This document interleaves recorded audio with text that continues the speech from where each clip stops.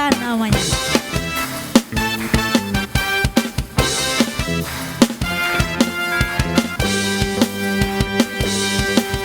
Saudara, dengarlah sangkakala membawa kebebasan bagi semua orang. Tidakkah kau tahu inilah tahun Angkat tanganmu, angkat tanganmu, bebaskan kawan. saudara, dengarlah sangkakala.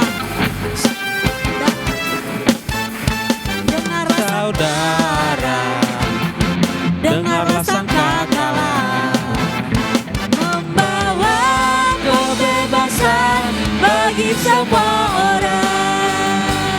Tidakkah kau tahu inilah tahun Yobel. angkat tanganmu, Angkat tanganmu, bebaskan tawanan.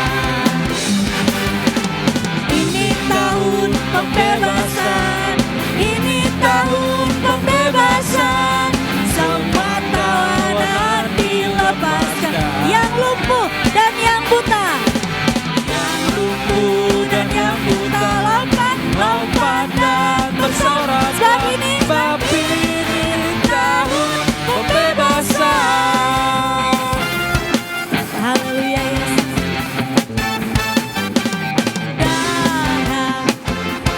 Dengarlah sangkakala membawa kebebasan bagi semua orang. Tidakkah kau tahu inilah tahun Yobel. Angkat tanganmu, bebaskan tawanan.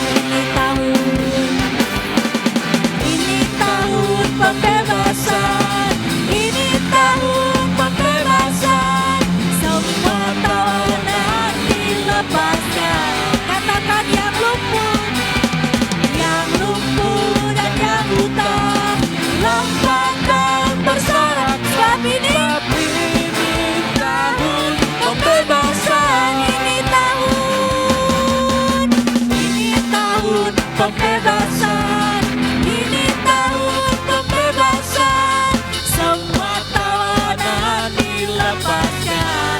yang lumpuh dan yang buta, lompat dan Bersoraklah, sebab ini tahun pembebasan. sama-sama katakan ini tahun pembebasan, ini tahun pembebasan, semua tawanan dilepaskan. yang lumpuh dan yang buta, yang lumpuh dan yang buta, lompat dan bersoraklah, sebab ini sekali lagi sama-sama katakan ini tahun pembebasan, ini tahun pembebasan, semua tawanan dilepaskan, yang lumpuh dan yang buta, lompat dan bersorak, sebab ini tahun pembebasan, sebab ini tahun pembebasan, sebab ini tahun pembebasan. Haleluya, haleluya Yesus.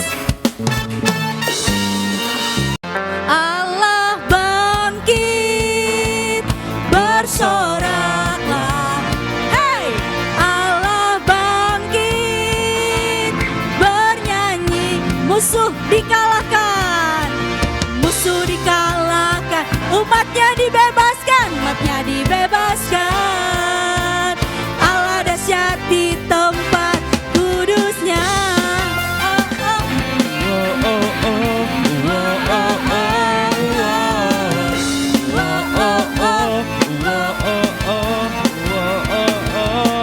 Gerakanlah kekuatanmu ya, tunjukkanlah kuasamu Tuhan, tunjukkanlah kuasamu ya Tuhan.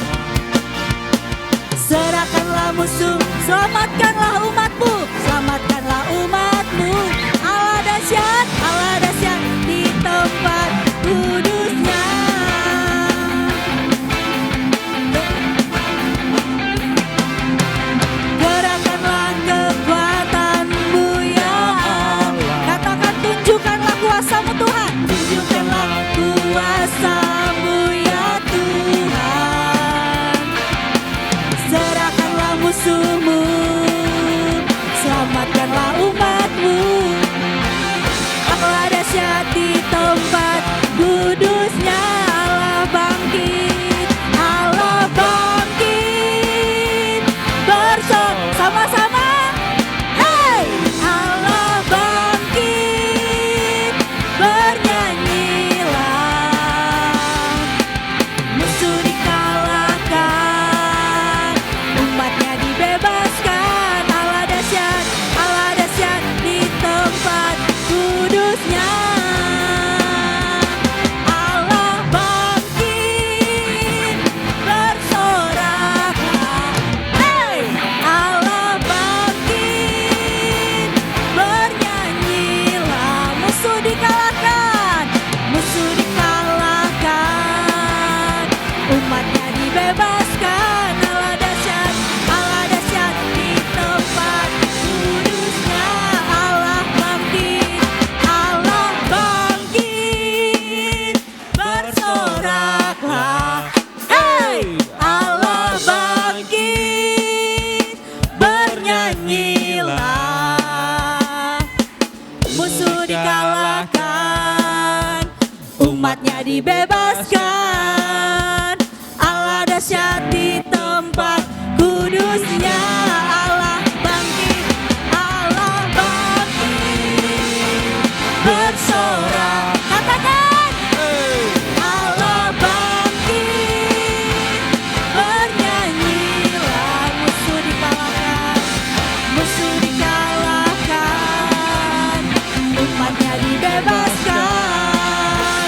Allah dahsyat di tempat kudusnya. Allah dahsyat di tempat kudusnya. Allah dahsyat di tempat kudusnya.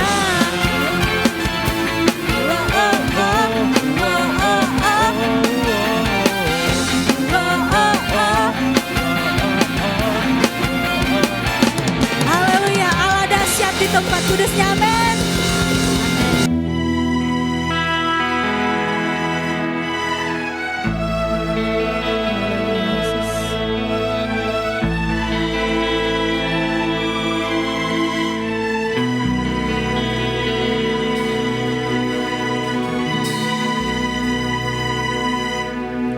Kau sungguh indah, tiada taranya.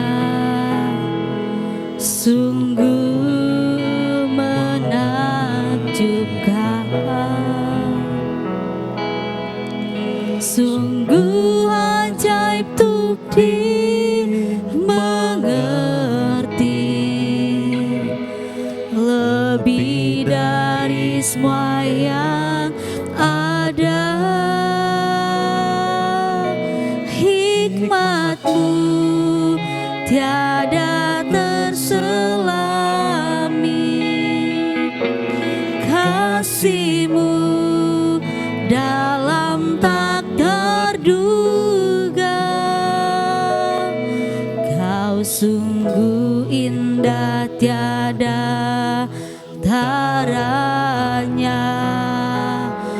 Mulia dan berkuasa.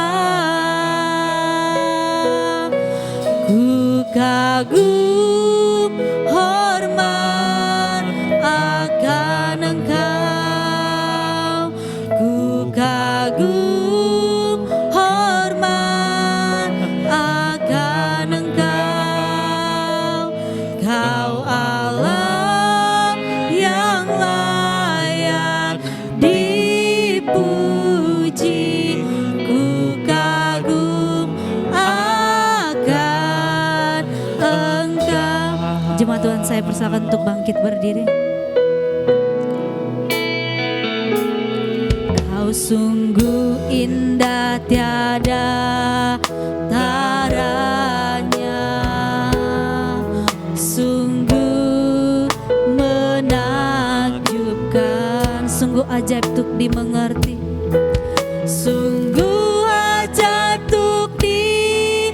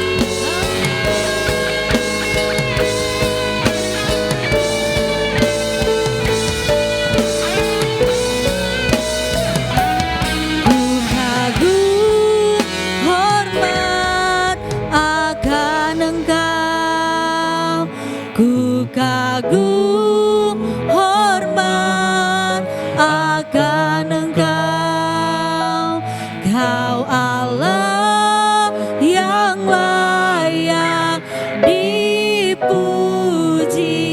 Ku kagum akan Engkau.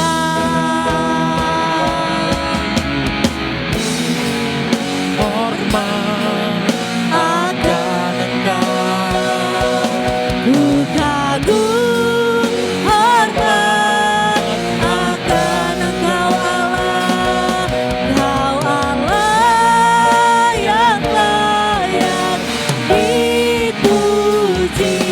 Ku kagum akan Engkau, ku kagum akan Engkau, ku kagum akan Engkau.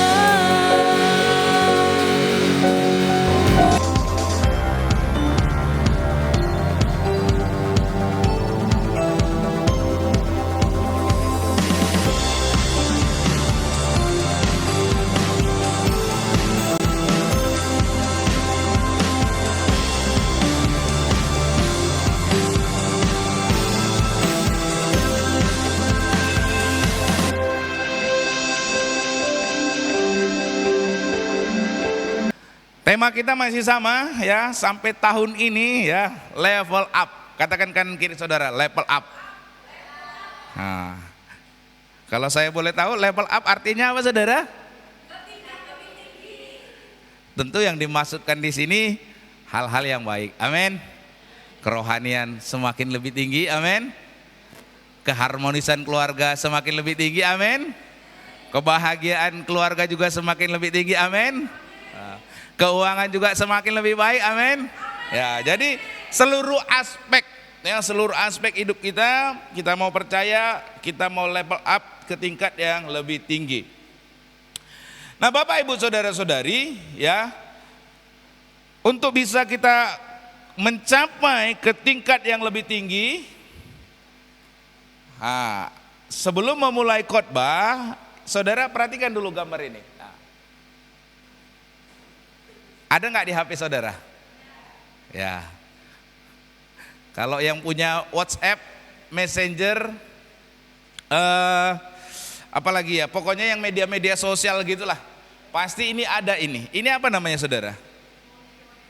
Emoji. Ya.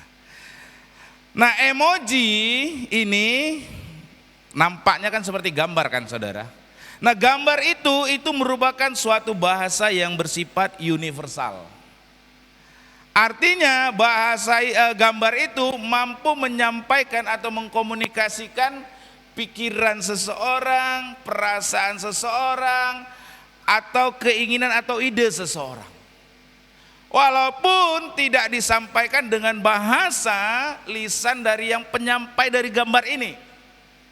Tetapi ketika orang melihat gambar ini atau emoji ini, seseorang akan tahu apa pesan yang mau disampaikan. Kalau gambar ini Pak Grace biasa suka kirim ini. Kira-kira apa pesan yang mau disampaikan di sana? Ya, tanpa perlu disampaikan, orang sudah menangkap bahasa yang tersampaikan melalui gambar ini. Nah, yang ini seringkali seseorang juga ini. Siapakah ini? Ngiga mah. Mewakili apa? Itu adalah mewakili perasaan yang gembira, gitu. Nah, Bapak Ibu saudara-saudari, dari antara beberapa emoji ini, ya, ada satu emoji yang sangat-sangat luar biasa. Emojinya itu emoji love. Ini saudara ya. Nah, saking luar biasanya emoji dari love ini saudara, emoji love ini mampu menggerakkan atau membangkitkan satu kota di Amerika Serikat namanya kota New York yang saat itu ya sedang dalam keadaan kacau balau. Nah, Bapak Ibu saudara-saudari ya, Ceritanya pada waktu itu ya, di daerah New York ya, saat itu masih negara bagian, pada tahun 1977. Nah, saat itu mereka mengalami masa yang demikian sukar. Ekonominya merosot, kejahatannya semakin tinggi, jalanan itu dipenuhi dengan sampah-sampah yang tidak segera dibersihkan. Kenapa? Karena keuangan negara bagian tersebut sedang dalam keadaan yang sangat-sangat merosot ya saudara. Nah, supaya ya menghadapi kondisi yang demikian ini, supaya bisa New York kotanya ini bangkit, saat itu Departemen Perdagangan Negara mereka berusaha melakukan satu kampanye atau slogan untuk bisa meningkatkan semangat penduduk dan turis supaya mau datang ke kota New York pada tahun 1977 itu ya. Nah, oleh karenanya mereka menghubungi seorang yang bernama Milton Glaser, yang bersangkutan adalah seorang graphic designer, untuk merancang slogan atau logo daripada I Love New York. Nah, saat itu ya yang bersangkutan itu dia mencoret-coret ya di belakang sebuah amplop, dia coret gitu seperti tulisan itu, I Love New York. Nah, dari coretan ini Bapak Ibu lahirlah logo ini. I Love New York. Nah, ternyata Bapak Ibu, kampanye dengan slogan ini itu menghasilkan dampak yang sangat positif. Kenapa? Karena dalam waktu yang singkat ternyata jadi banyak orang yang sebelumnya tadi turis nggak mau datang karena negara bagian ini sedang dalam keadaan kacau. Karena slogan kampanye ini saudara, ternyata banyak turis jadinya datang ke kota New York. Nah, kenaikan yang signifikan tersebut ya membawa kontribusi terjadinya pemulihan ekonomi di negara bagian New York itu. Nah, bahkan ya I Love New York ini sampai sekarang, kalau saudara datang ke New York sekarang, kampanye slogan I Love You New York ini sampai dijadikan berbagai macam merchandise. Ada cangkir, ada apa lagi, baju, bag, tas ya, sampai dengan topi, gantungan kunci, semuanya sampai sekarang masih dipakai slogan I Love New York. Kenapa? Ya Bapak Ibu saudara-saudari, ternyata citra positifnya terbangun bukan hanya karena bentuk logonya, tetapi juga karena ada love atau cinta. Love atau cinta itulah yang menjadi pesan utama dari logo tersebut. Sehingga kemudian memberikan dampak yang sangat luar biasa. Nah, Bapak Ibu saudara-saudari, memang kata love itu menggambarkan makna yang sangat positif. Kenapa? Karena kasih atau love itu bersifat membangun dan menguatkan. Katakan kanan kiri saudara, katakan kanan kiri saudara, kasih membangun dan menguatkan. Ya, sama seperti I Love New York tadi. Kasih cinta itu membangkitkan semangat, membangun, menguatkan, sehingga kota negara bagian New York yang tahun 1977 itu sedang mengalami kemerosotan yang luar biasa, mampu bangkit. Nah, saudara, perhatikan di sini, kasih bersifat membangun. Jadi hati-hati. Tapi kalau kasih itu justru membuat seorang itu makin merosot, itu bukan kasih. Amin, saudara. Kasih itu harus membangun dan Nah, kita itu kadang-kadang kasihnya itu bisa keliru. Kasihnya itu dikasih terus ya kan. Tiba terakhir orang tersebut jatuh. Loh. Nah, itu saudara, kasih itu bersifat membangun dan menguatkan. Nah, Bapak Ibu saudara-saudari, kasih inilah kasih yang bersifat membangun dan menguatkan, itulah kasih yang ada pada Allah kita, Bapak Ibu saudara-saudari.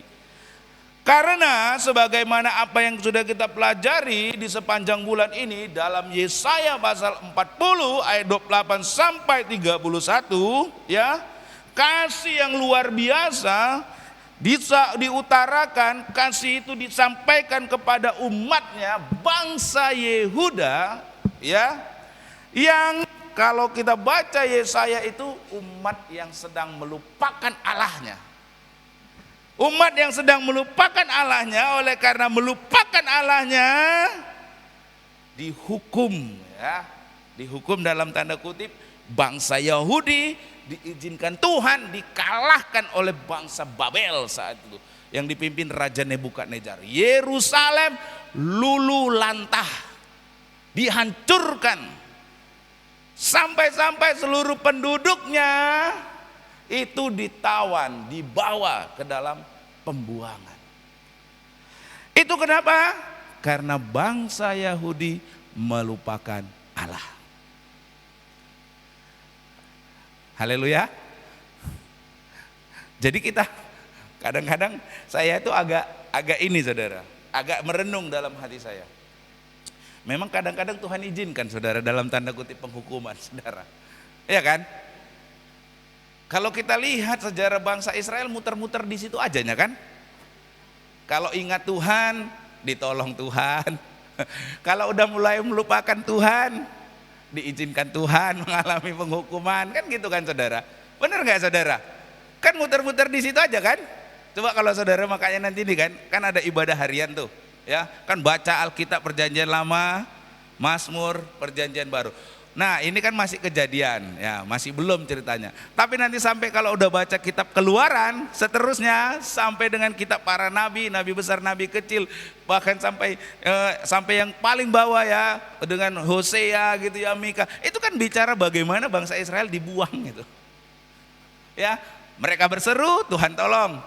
Mereka melupakan, kasih hukuman. Kira-kira terdengar asing nggak? Atau saya Pak kadang-kadang kayak gitu Pak. Ya kalau ingat Tuhan datang Pak, tapi kalau lupa kadang-kadang saya dihukum Pak, kasih kayak apa? Dicubit saudara. Sadar gitu ya saudara. Nah walaupun demikian ya, kasih Allah ini sungguh luar biasa kepada umat yang demikian. Umat yang telah melupakan Allah, sehingga mereka umat tersebut, bangsa Yahudi tersebut, Yehuda itu dikalahkan. Bahkan mereka ditawan, tetapi di tengah suasana mereka yang demikian, Tuhan mengatakan bahwa di dalam kasih-Nya yang tidak terbatas, ya, Tuhan bersedia memulihkan dan mengangkat mereka. Saya mengajak kita semua bangkit berdiri.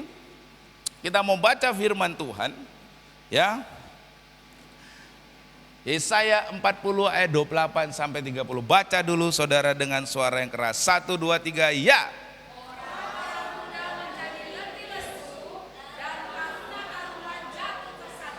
Oke, terima kasih. Silakan duduk. Nanti saya suruh berdiri saudara, habis itu suruh duduk lagi ya, biar nggak ngantuk saudara. Nah, saudara, di ayat ini ya, tadi konteksnya adalah Tuhan menunjukkan kasih-Nya kepada umat-umatnya, yakni bangsa Yehuda yang saat itu sedang dalam pembuangan oleh karena mereka melupakan Allah. Tetapi kasih Allah itu sungguh luar biasa. Di ayat 30 dikatakan orang-orang muda menjadi letih lesu dan taruna-taruna jatuh tersandung.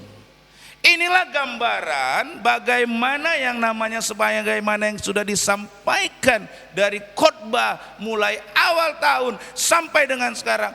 Inilah gambaran daripada kemerosotan. Inilah gambar daripada yang namanya level down. Bagaimana orang kehilangan semangat, orang kehilangan daya juang, sehingga dilukiskan seperti orang-orang muda menjadi letih lesu dan taruna-taruna jatuh tersandung. Inilah gambaran yang sedang dihadapi oleh umat Tuhan yang sedang berada dalam pembuangan itu.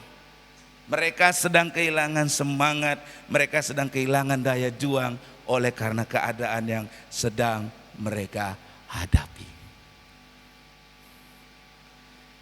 keadaan mereka merosot.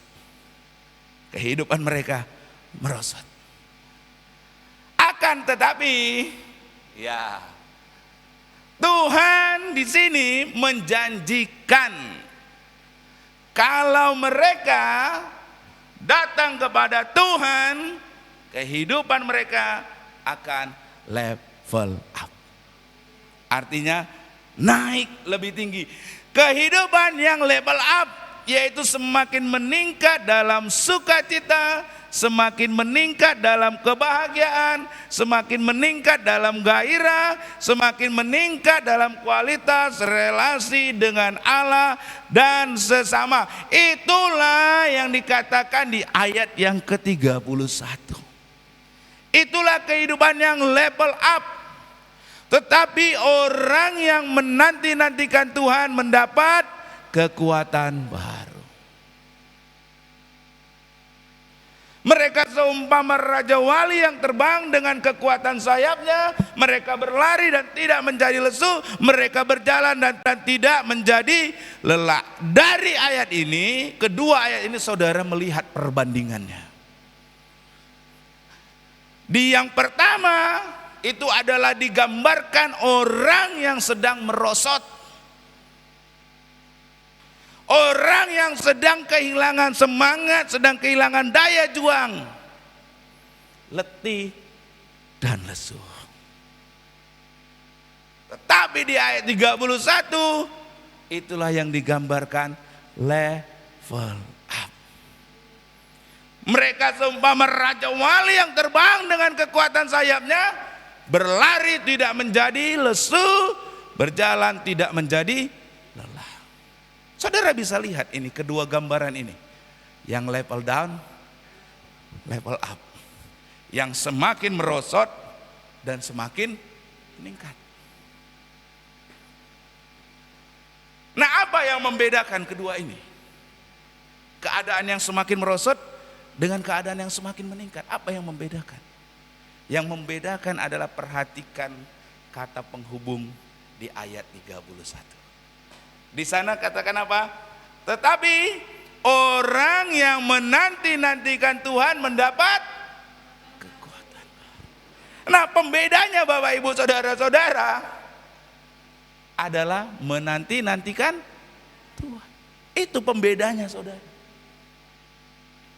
Kalau kehidupan Anda mulai letih, lesu, merosot, level down. Kalau saudara mau naik dari kemerosotan itu, dari kehilangan daya semangat dan juang itu, dari yang namanya level down itu menuju level up, saudara ingat kata penghubungnya. Apa Bu Sinop? Oh iya. Nah saudara perhatikan di sini. Tetapi orang yang menanti-nantikan Tuhan, kata kuncinya di situ saudara. Kata kuncinya di situ. Apa yang membedakan orang level up dan orang yang level down? Ayat 31 kata kuncinya. Orang yang menanti. Nah, sehingga kalau saudara berharap saudara ini hidupnya level up, apa yang saudara perlu lakukan? Katakan kanan kiri saudara, menanti-nantikan Tuhan. Level up. Ini yang membedakan saudara. Kata penghubungnya. Orang-orang muda menjadi letih lesu dan taruna-taruna jatuh tersandung. Orang muda, bayangkan seperti Dani menjadi letih lesu. Ya kan? Bayangkan seperti Nadia, seperti Anggi, ya, menjadi jatuh tersandung oleh karena kehilangan daya semangat, juang, kekuatan. Ini gambaran yang sangat merosot. Tapi kalimatnya yang membedakannya, A, B ada di tengahnya, orang yang menanti. Kalau saudara mau level up, hiduplah sikap menantikan Tuhan. Makna dari menanti-nantikan Tuhan adalah hasrat atau keinginan yang kuat untuk memiliki relasi yang akrab dengan Jadi sederhananya apa menanti-nantikan Tuhan? Sederhananya membangun relasi yang akrab dengan itu, saudara. Saudara perhatikan di sini. Kalau saudara mau beranjak dari level down ke level up, saudara harus membangun relasi yang akrab dengan Tuhan. Itu kuncinya. Nggak ada yang lain, saudara. Hasrat tersebut, ya, keinginan memiliki relasi yang akrab dengan Allah tersebut diwujudkan dalam tindakan. Yaitu apa? Mendekatkan diri kepada Tuhan yang kodrat atau sifatnya sangat mulia. Pertanyaan saya, kalau saudara bertemu dengan seorang pribadi atau yang sifatnya mulia, saudara senang gak bergaul dengan orang tersebut? Kalau orang tersebut perilakunya bagus, perbuatannya bagus, kata-katanya bagus, senang gak berelasi dengan orang tersebut? Kalau Anda bertemu dengan orang yang perilakunya tidak baik, perbuatannya tidak baik, kata-katanya yang tidak baik, maukah Anda berelasi dengan orang tersebut? Wis tidak mendakan. Demikian juga saudara, Tuhan itu pribadi yang baik tidak? Kasihnya luar biasa, hikmatnya luar biasa, kesetiaannya luar biasa. Masa kita nggak mau berelasi dengan Tuhan? Amin saudara. Kalau dengan pribadi yang ada di manusia, yang manusia aja yang ada di dunia ini, kalau dia punya sifat-sifat yang mulia, kita ingin berelasi. Terlebih kepada Tuhan. Apa itu kodrat atau sifatnya yang sangat mulia yang di dalam Yesaya 40 ayat 28 sampai 31 ini sudah diringkaskan di sepanjang bulan ini, dari mulai khotbah awal Januari. Apa sifat Tuhan dalam Yesaya 40 ayat 28 sampai 29 ini? Yang pertama, bahwa kuasanya tidak terbatas. Itulah sifatnya Tuhan. Yang kedua, hikmatnya tidak terbatas.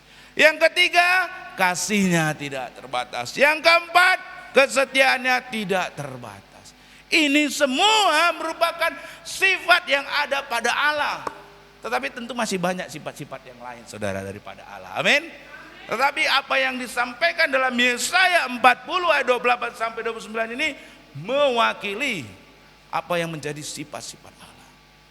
Kalau saudara tahu pribadi yang punya sifat yang seperti ini, mau nggak saudara berelasi dengan pribadi tersebut? Mau sekali atau mau banget?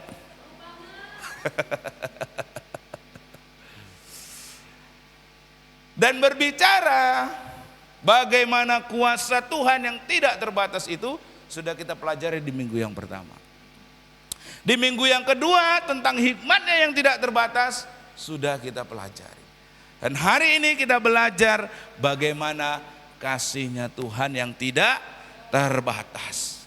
Bila kita bergaul karib dengan Tuhan yang kuasa hikmat, kasih dan kesetiaan tidak terbatas, maka pasti kehidupan kita akan menjadi semakin bermakna. Dan di minggu yang ketiga ini kita mau belajar tentang sifat Tuhan. Dan kita mau dibaharui oleh kasih-Nya. Nah Bapak Ibu Saudara-saudari ya, di dalam Yesaya 40 ayat 28 tadi, di ayat yang ke-29 dikatakan di sana, Dia memberi kekuatan kepada yang lelah.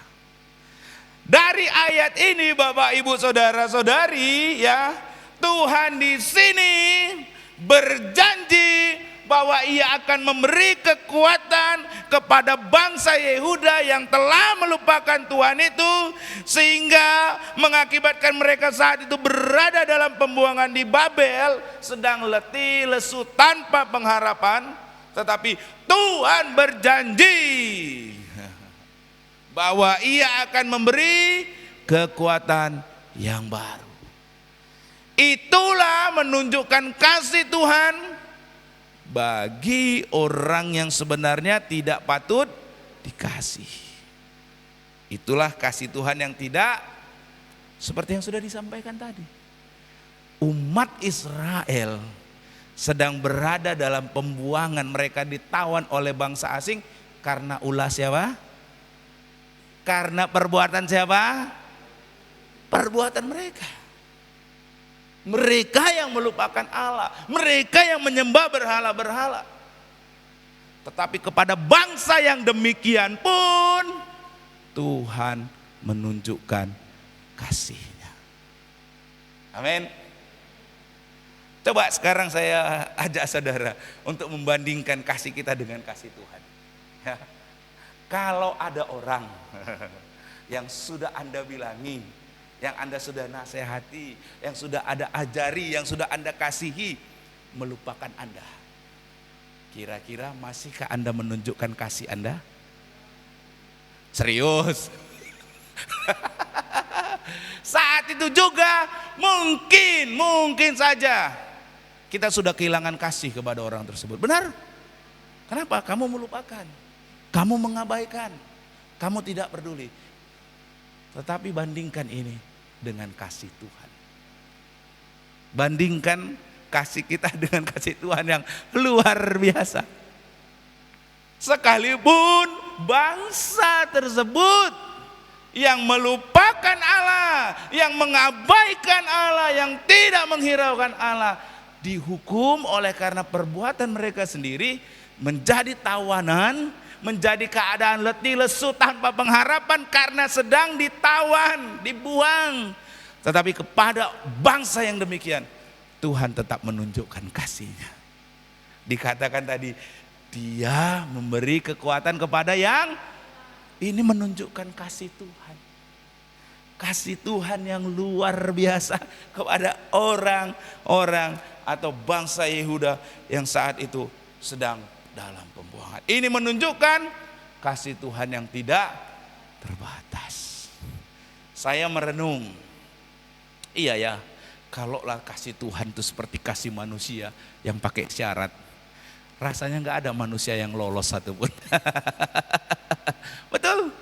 Kalau kasihnya bersyarat, harus A, harus B, harus C. Kalau nggak dilakukan seperti yang tadi saya perbandingkan tadi. Kalau Tuhan kayak gitu, waduh, Bang Melki dan saya habis napasnya. Karena kita seringkali dalam pelanggaran, betul tidak? Amin. Kalau Tuhan kasihnya bersyarat yang seperti demikian, wah, mungkin rasanya kita tidak berumur panjang sekali ya. Nah, Bapak Ibu Saudara-saudari, di sini ditunjukkan bagaimana kasih Tuhan. Kasih yang luar biasa. Kasih kepada yang sebenarnya tidak patut untuk dikasihi, bangsa Yehuda tadi. Tetapi Tuhan tetap menunjukkan kasih-Nya. Kemarin Pak Bambang ya, waktu spiritual formation itu kan menyampaikan apa yang perlu kita ketahui tentang Tuhan yang akan membuat kita suka berelasi dengan Tuhan. Apa sifat-sifat Tuhan yang perlu kita ketahui sehingga kita mau berelasi dengan Tuhan. Kita tahu sifatnya bahwa yang pertama kuasanya tidak terbatas, yang kedua juga hikmatnya tidak terbatas. Tetapi yang ketiga, kasih-Nya tidak terbatas. Kalau Tuhan itu hanya sekedar berkuasa, sekedar berhikmat, tapi tidak menunjukkan kasih-Nya, tidak ada kasih-Nya, apa yang akan terjadi, saudara? Kita perlu tahu sifat Tuhan kita, sehingga itu yang akan membuat kita mendapatkan kekuatan yang baru. Makanya kemarin diajak untuk terus spiritual formation. Supaya apa? Saudara tahu siapa diri saudara. Saudara tahu siapa Tuhan saudara. Sehingga saudara menyadari keterbatasan, lalu saudara menyadari ketidakterbatasan Tuhan. Saudara membangun relasi akrab dengan Tuhan. Amin. Saudara tahu Tuhan berkuasa. Saudara tahu Tuhan maha berhikmat. Tapi saudara tahu Tuhan juga penuh dengan kasih. Nah, Tuhan di dalam kasihnya, kasih Allah itu adalah yang pertama, kasih yang memberi kekuatan kepada umatnya. Katakan kanan kiri saudara, kasih Tuhan, kasih yang memberi kekuatan kepada umatnya. Saudara-saudari, inilah kasih yang luar biasa. Kasih itu memberi kekuatan kepada umatnya. Nah, kasih seperti itulah yang dialami oleh Derek Redmond. Yang bersangkutan adalah atlet lari dari Inggris, pemegang rekor nasional Inggris untuk lari 400 meter dari tahun 1987 sampai 1992. Yang bersangkutan juga pemenang medali emas dalam lomba atletik dunia tahun 1991 untuk lari estafet 400 meter. Nah, di dalam Olimpiade Barcelona tahun 1992, ia ikut bertanding dalam lomba lari 400 meter. Saat babak semifinal, setelah dia berlari 15 detik, ya, saat itu menempuh jarak 150 meter, tiba-tiba otot pahanya atau hamstringnya ya mengalami cedera. Walaupun sedang dalam keadaan cedera seperti yang saudara lihat di gambar, ya, Derek Redmond terus masih berupaya untuk berlari. Namun 50 meter kemudian ia terjatuh dan kesakitan. Nah, saat itu petugas kesehatan segera datang membawa tandu. Tapi Redmond yang sedang cedera itu nggak mau keluar dari pertandingan. Nanti saudara lihat aja di YouTube ya, luar biasa itu ya. Sementara pelari yang lain sudah mencapai garis finish, Redmond masih coba untuk bangkit berdiri dan mulai berlari kembali dengan terpincang-pincang sambil menahan rasa sakitnya. Nah, melihat apa yang terjadi, Jim Redmond, ayah Derek Redmond segera turun ke lapangan. Ah, itu ayahnya, ya, Jim Redmond, ya. Ia menerobos petugas yang coba menghalangi dirinya. Ia sampai kepada anaknya dan dia meminta anaknya untuk berhenti berlari karena itu membahayakan otot kakinya. Tetapi Derek Redmond menolak permintaan sang ayah dan berkata bahwa ia ingin terus berlari. Nah, melihat kegigihan dari putranya, Jim berkata, kalau begitu mari kita mencapai garis finish secara bersama-sama. Nah, dengan memapah anaknya, Jim mendampingi Derek untuk berjalan menuju garis finish.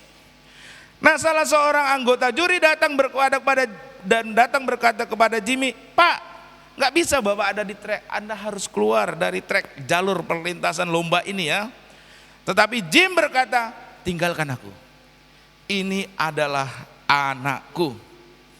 Nah, melihat hal itu, 60.000 orang penonton yang memenuhi Stadion Olimpiade Barcelona berdiri. Mereka bertepuk tangan memberi semangat kepada Jim dan Derek Redmond yang terus berjalan sampai garis finish. Luar biasa, saudara. Luar biasa. Nah, Bapak Ibu saudara-saudari ya, peristiwa pada hari itu ya, tentu saja Redmond karena peristiwa itu tidak berhasil masuk ke babak final. Dia bahkan didiskualifikasi. Kenapa? Karena dia berlari tidak dengan kekuatan sendiri, tetapi dipapah dibantu orang tua. Ia tidak masuk final, ia tidak menjadi, ia didiskualifikasi. Tapi peristiwa yang terjadi pada hari itu menjadi buah bibir orang sampai hari ini. Kenapa? Karena peristiwa tersebut dipandang sebagai peristiwa yang sangat monumental. Peristiwa di mana seorang ayah menunjukkan kasihnya yang luar biasa kepada anaknya. Dia membantu, memapa, berjalan bersama sampai dengan garis finish. Nah, Bapak, Ibu, saudara-saudari, kasih yang seperti itulah yang Allah tunjukkan kepada umatnya, kepada bangsa Yehuda, juga kepada kita semua yang berharap dan menantikan Dia. Seperti itulah kasih Tuhan, Bapak, Ibu, saudara-saudari. Kasih yang memberi kekuatan kepada umatnya. Kasih yang seperti ditunjukkan oleh Jim Redmond tadi kepada anaknya. Nah, Bapak, Ibu, saudara-saudari, itulah yang disampaikan di ayat yang ke-29 tadi. Dia memberi kekuatan kepada yang lelah. Inilah kasih Tuhan. Bangsa Yehuda, bangsa Israel saat itu sedang dalam keadaan kehilangan daya, semangat dan juang. Tetapi di dalam kasih-Nya Dia memberi kekuatan. Nah, Bapak, Ibu, saudara-saudari, yang kedua, kasih Allah adalah kasih dalam tindakan. Katakan kanan kiri saudara, kasih dalam tindakan. Saudara, kalau Allah pun punya kasih tapi nggak bertindak, untuk apa? Kalau Anda bilang punya kasih tapi Anda nggak bertindak, untuk apa? Ya kan? Karena kasih itu perlu tindakan. Kalau Allah itu kasih tapi Dia tidak bertindak, untuk apa kasih? Jadi saudara, ketika memahami bahwa Allah itu kasih, pasti juga Allah bertindak. Karena kasih itu diwujudkan, dimanifestasikan dalam tindakan. Nah, kasih Allah adalah kasih dalam tindakan. Dan ini yang Tuhan lakukan kepada umatnya pada masa pembuangan di Babel, yang saat kemudian berubah menjadi Persia. Kalau saudara perhatikan dan saudara membaca Alkitab, berulang kali Tuhan itu mengulurkan tangannya dan bertindak untuk menolong umat atau bangsa Israel. Salah satunya, ya, kalau saudara ingat cerita tentang Esther. Ada yang masih ingat? Maaf Pak, nggak pernah baca Alkitab. Atau gitu. Kalau ada yang ingat, ini cerita tentang apa, Esther?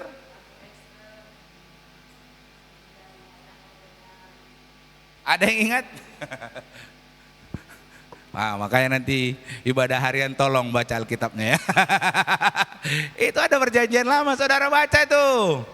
Ya, harus saudara baca. Supaya tahu ceritanya. Oh, nanti kalau saudara setelah mendengar khotbah ini, lalu saudara baca PL sesuai dengan ibadah harian, saudara pasti makin nyambung. Oh, ini ya ceritanya ya, yang dimaksudkan itu. Nah, cerita Esther itu adalah cerita bagaimana saat itu bangsa Israel yang sedang dalam tawanan hidup di bawah bangsa Persia yang saat itu dipimpin oleh seorang raja yang bernama Ahasiweros. Saat itu ada seorang pejabat tinggi Persia yang sangat membenci orang Yahudi. Namanya, wah ini hafal baca Alkitab. Namanya Haman.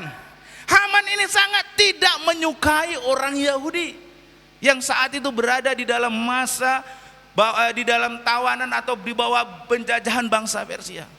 Haman itu menyampaikan ide kepada Raja Ahasuerus. Dia bilang begini, Raja, udahlah kita basmi aja lah orang Yahudi, mulai dari anak yang kecil sampai semua orang dewasa kita musnahkan. Raja Ahasuerus pada saat itu menyetujui usulan yang diusulkan oleh Haman. Ini genocide ini. Hampir mirip seperti Nazi Jerman Adolf Hitler mengenoside orang Yahudi. Ini mau dimusnahkan ini. Seluruh bangsa ini mau dimusnahkan. Mendengar hal itu, ya, Ratu Ester pun mengatakan kepada seorang yang bernama Mordekai. Siapa saudara? Mordekai. Apa? Tolong bilang kepada bangsa Israel, saya ini mau menghadap Raja Ahasiweros supaya bangsa kita ini tidak dipunahkan, dimusnahkan. Saya mau menghadap Raja Ahasiweros. Apa yang kalian lakukan tolong sampaikan kepada seluruh bangsa Yehuda. Hendaklah mereka berdoa, berpuasa selama 3 hari penuh kepada Tuhan. Supaya ketika aku menghadap kepada Raja Ahasiweros, apa yang menjadi permintaanku dikabulkan. Bangsa itu berpuasa selama 3 hari penuh. Dan apa yang terjadi kemudian saudara? Apa yang terjadi kemudian saudara? Raja Ahasiweros pun akhirnya setuju untuk tidak memunahkan bangsa Israel. Padahal itu kalau itu diizinkan terjadi, kalau tidak karena pertolongan Tuhan yang menyertai Ratu Ester, bangsa Israel udah punah, dimusnahkan semuanya. Nah, Bapak Ibu saudara-saudari, di sini menunjukkan bagaimana Tuhan di dalam kasih-Nya bertindak menolong umatnya.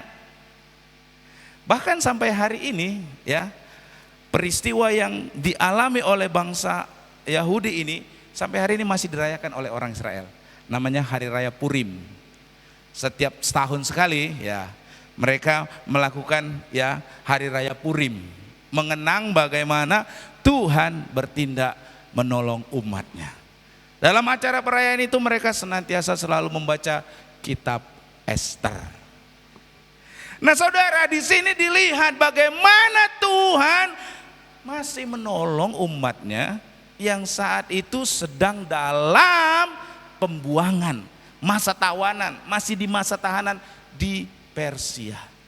Anda lihat bagaimana Tuhan masih tetap menunjukkan kasih-Nya. Bahkan ketika kepada bangsa yang melupakan Tuhan ini, Tuhan masih senantiasa menunjukkan kasih. Dan kasih Tuhan wujudkan dalam tindakan. Tindakan menolong umatnya. Tuhan bukan hanya mengungkapkan kasih-Nya kepada umatnya dalam bentuk kata-kata belaka, namun juga dalam tindakan. Padahal bangsa ini telah melukakan hati Tuhan terus-menerus. Peristiwa Ester itu kan peristiwa bangsa Israel di bawah jajahan bangsa Persia. Kenapa Tuhan izinkan? Sekali lagi, karena bangsa Israel selalu melukakan hati Tuhan. Selalu melupakan Tuhan. Tetapi di dalam itu semua Tuhan tetap menunjukkan kasih-Nya. Dalam kasih-Nya Ia bertindak. Oleh karenanya dikatakan tadi di sana dikatakan Dia memberi kekuatan kepada yang lemah. Kata memberi ini merupakan suatu tindakan. Tindakan memberi kekuatan. Amin, saudara. Dan yang ketiga, kasih Allah adalah kasih yang tanpa, ini yang lebih luar biasanya, saudara. Katakan kanan kiri saudara, kasih Tuhan tanpa syarat. Karena kasih Tuhan tanpa syarat itulah yang akan memampukan membangkitkan Anda. Kalau kasih Tuhan bersyarat seperti kasih manusia, pasti kalau baik aku baik. Kan gitu kan kasih manusia, benar gak sih? Engkau jahat aku lebih jahat katanya. Saya sering dengar orang ngomong gitu kan. Aduh, aku baik, engkau baik, engkau jahat, aku lebih jahat. Wah, itu kasih yang bersyarat. Kalau Tuhan pakai filosofi yang sama, Kau baik, aku baik. Kau jahat, aku lebih jahat. Waduh, bahaya kita saudara. Tetapi kasih Allah adalah kasih yang tanpa syarat. Kasih yang tanpa syarat, ya. Di dalam kasih-Nya Tuhan tidak pernah menolak umat-Nya yang telah menolak. Sekali lagi saya sampaikan, bangsa Yehuda yang di dalam konteks Yesaya pasal 40 ayat 28 sampai 31, bangsa Yehuda tersebut di dalam tawanan, di dalam pembuangan di kerajaan Babel karena perbuatan mereka yang telah menolak Tuhan. Kalau saya bilang tadi, kalau pakai ukuran manusia, kita mungkin berkata, mampus kau situ. Betul enggak? Kau udah dibilangi, kau enggak dengar, kau malah kadang itu, mampus kau situ. Itu karena apa? Itu kita kasih yang bersyarat. Keadaanmu kayak gitu, udah syukurilah kau, kan gitu. Jujur lah, benar enggak sih? Itu kasih manusia. Kenapa si Anggi ya? Ya, tetapi Tuhan kasihnya tidak bersyarat. Ya, Dia tidak menolak umatnya, bahkan yang telah menolak dirinya. Mohon maaf sebentar. Bapak Ibu saudara-saudari, ya, seperti yang diutarakan dalam Yesaya 40 ayat 28. Dia tetap memberi kekuatan kepada yang lelah, kepada umatnya yang sedang dalam pembuangan itu. Tuhan tetap memberikan kekuatan. Ini menunjukkan kasih-Nya kepada umatnya yang telah menolak dirinya. Dia tetap menunjukkan kasih-Nya. Dengan apa? Memberi kekuatan. Itu menunjukkan kasih Tuhan yang tak bersyarat. Kasih Tuhan yang tak terbatas. Saudara, kalau saudara kenal Tuhan yang seperti ini, yang kasih-Nya memberi kekuatan, kasih-Nya itu diwujudkan dalam tindakan, kasih-Nya tadi ini kasih yang tak bersyarat. Saudara semakin senang gak mengenal Tuhan yang demikian? Semakin sukacita nggak mau berrelasi dengan pribadi yang demikian?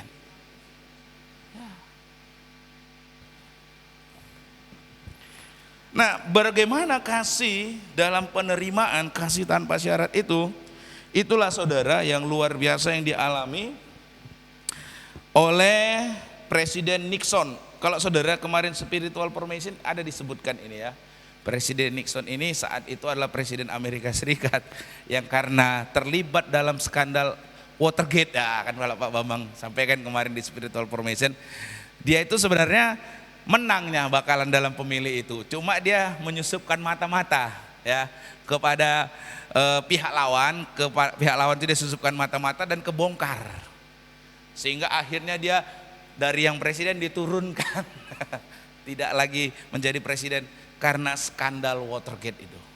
Nah, saat itu saudara-saudara, kasih dalam penerimaan ini yang diungkapkan oleh seorang yang bernama Jimmy Carter. Dia adalah Presiden Amerika Serikat, baru saja wafat tanggal 29 Desember kemarin, saya ada baca beritanya ya, usianya udah 100 tahun. Dia kasih yang demikian, kasih yang menerima itu diungkapkan kepada mantan Presiden Nixon tadi itu, yang Nixon yang punya skandal itu tadi ya.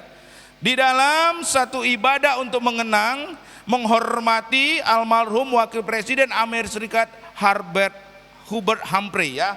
Jadi Presiden Jim dan mantan presiden yang dipecat itu karena skandal itu bertemu dalam acara pemakaman Presiden Amerika Serikat yang bernama Hubert Humphrey. Nah, dalam buku The Workbook on Living as Christian ditulis bahwa dalam ibadah yang diselenggarakan di House Hope Presbyterian Church di St. Paul, Minnesota pada tanggal 15 Januari 1978 tersebut hadir beberapa tokoh penting termasuk mantan Presiden Gerald Ford dan Richard Nixon tadi. Nah, Richard Nixon tadi, saudara tahu, dia adalah seorang presiden yang karena skandal Watergate dia diturunkan. Nah, ketika Jimmy Carter bertemu mereka di dalam acara tersebut, pada saat itu Nixon itu karena terlibat dalam skandal yang memalukan itu orang-orang menjauhinya. Menjauhi siapa? Si Nixon tadi. Dalam acara tersebut, walaupun ini mantan presiden, karena ada skandalnya, dijauhi oleh orang-orang yang hadir. Akan tetapi pada waktu itu di luar dugaan banyak orang, Presiden Jimmy Carter justru langsung mendatangi Presiden Nixon tersebut, saudara. Dia mendatangi dengan senyum yang lebar, dia mengulurkan tangan dan menjabat tangan Nixon sambil berkata, "Welcome home, Mr. President. Welcome home."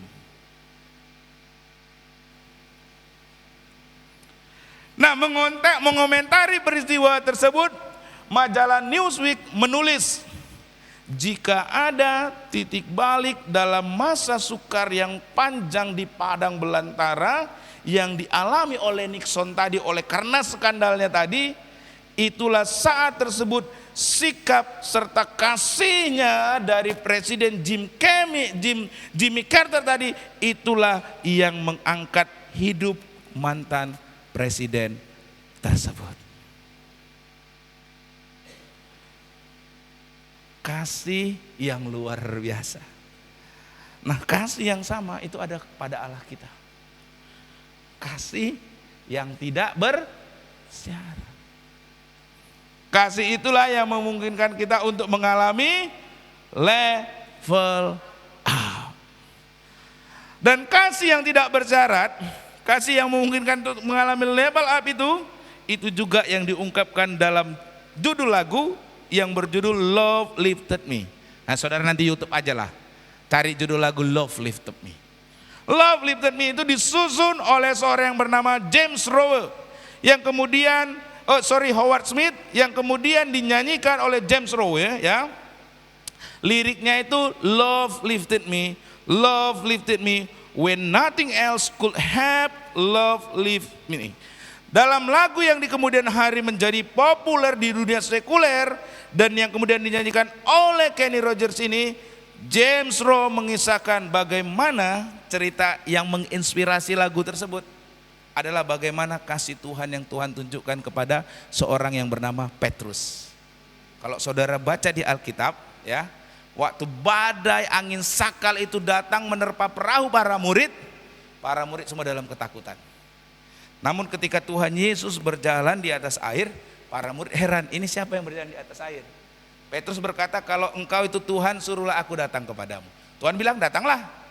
Tetapi kemudian ketika Petrus dengan yakin, dia pertama bisa berjalan di atas air. Tapi kemudian dia tenggelam. Oleh karena kekhawatirannya, oleh karena kebimbangannya, oleh karena ketakutannya tenggelam. Tetapi ketika ia tenggelam, Tuhan Yesus di dalam kasihnya meraih tangan Petrus. Dia tidak membiarkan Petrus tenggelam, dia mengangkat Petrus naik ke atas kapal. Itulah yang menginspirasi lagu tersebut. Bagaimana kasih Tuhan itu mengangkat, membawa Petrus yang saat itu sedang mau tenggelam. Haleluya. Kasih Tuhan itu sanggup membawa saudara bahkan ketika saudara pun mau tenggelam. Oleh karena kebimbangan, oleh karena kekhawatiran, oleh karena ketakutan atau apapun itu, kasih Tuhan sanggup mengangkat saudara. Amin. Sama seperti kasih Tuhan mengangkat Petrus yang saat itu sudah hampir tenggelam. Haleluya. Itulah kasih Tuhan yang luar biasa. Kasih Yesus yang juga Tuhan tunjukkan melalui pengorbanannya di atas kayu salib. Kasih yang mengangkat manusia yang sudah tenggelam dalam dosa.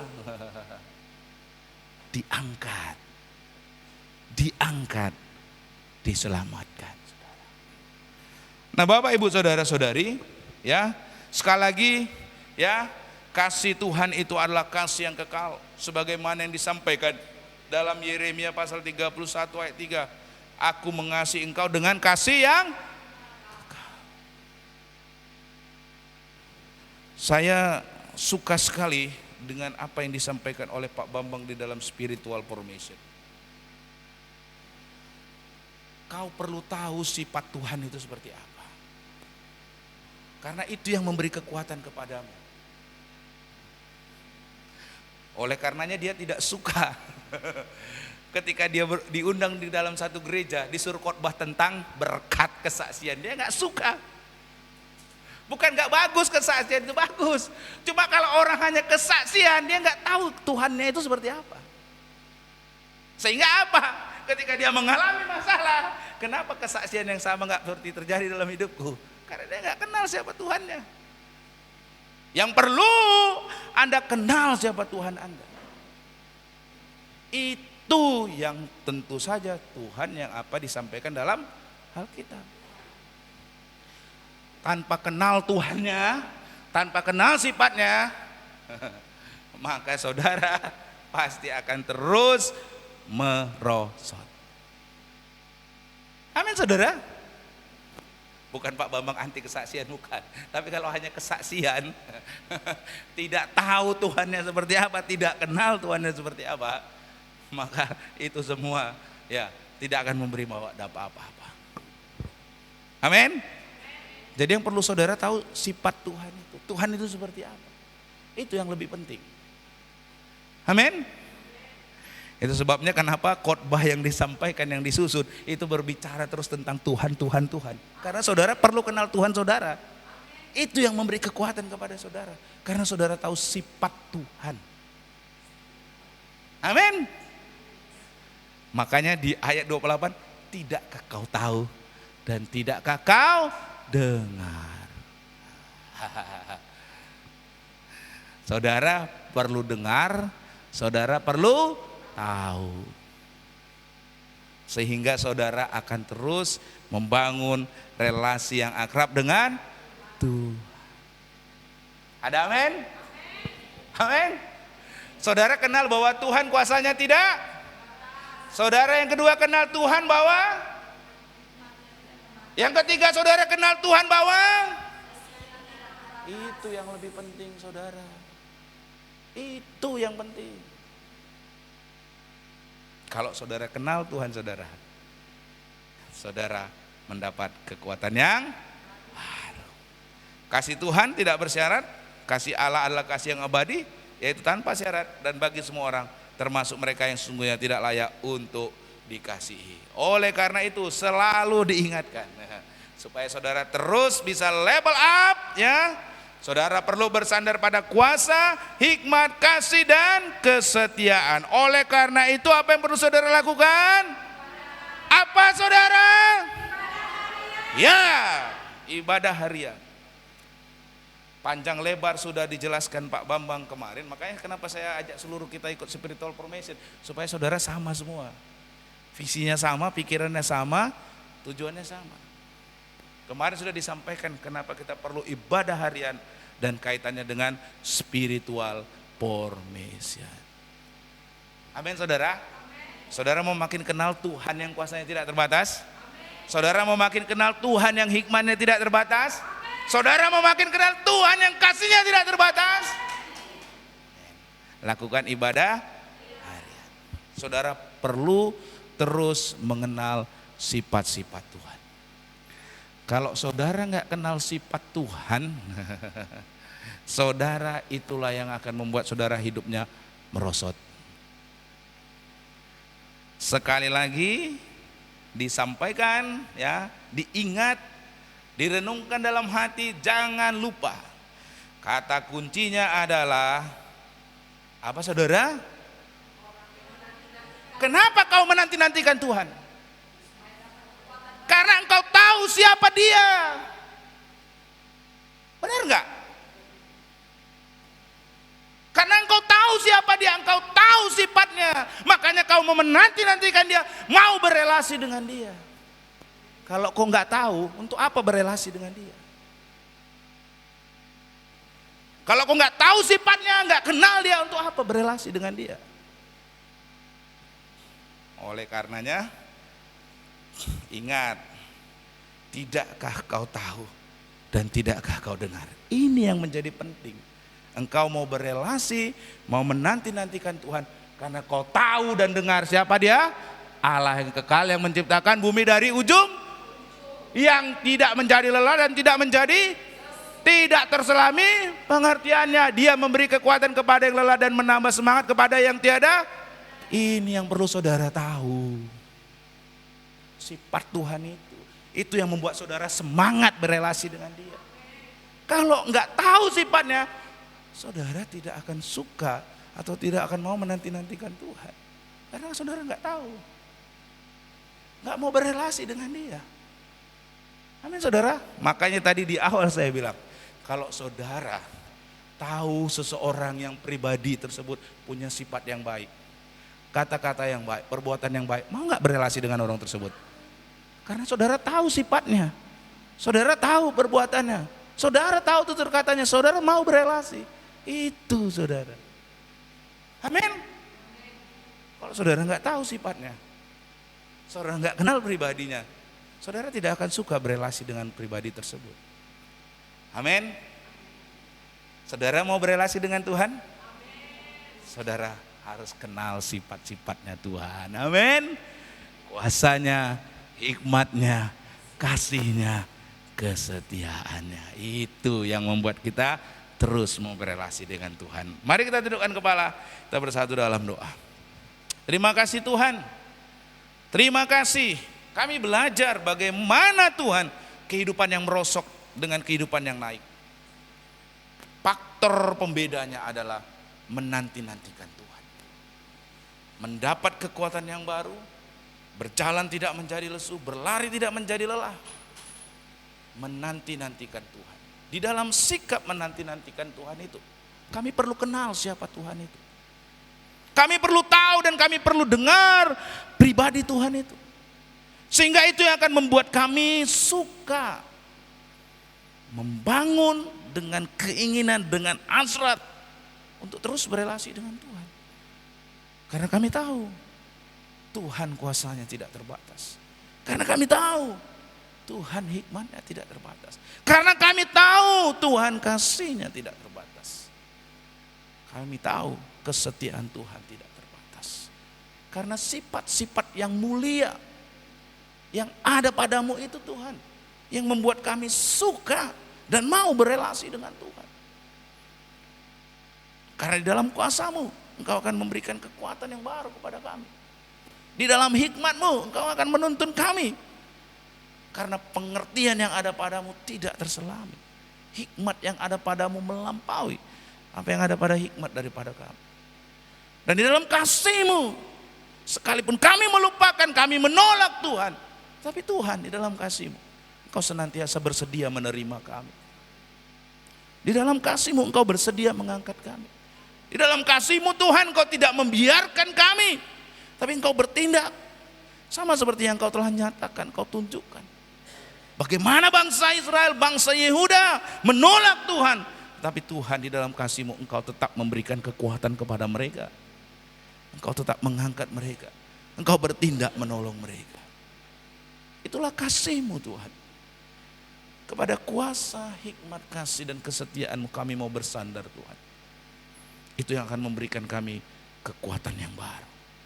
Memberi semangat yang baru. Sehingga badai kehidupan ini, apapun keadaan yang terjadi hari ini di depan dan yang selanjutnya, kami tidak akan pernah menjadi lelah, menjadi lesuh. Karena kami bersandar kepada Tuhan. Bersandar kepada kuasa, hikmat, kasih dan kesetiaan-Mu Tuhan. Tanpa pengenalan yang benar tentang pribadi Tuhan, kami tidak akan mendapat kekuatan yang baru. Tanpa mengenal siapa pribadi Tuhan, kami tidak akan bisa mendapatkan kekuatan yang baru. Terima kasih Tuhan. Kami mau level up tahun ini. Kami sudah belajar untuk terus menjalin relasi dengan Tuhan, mengenal siapa Tuhan. Dan kami rindu level up ini benar-benar kami alami di tengah-tengah kehidupan kami. Dalam nama Yesus kami berdoa, haleluya. Amin.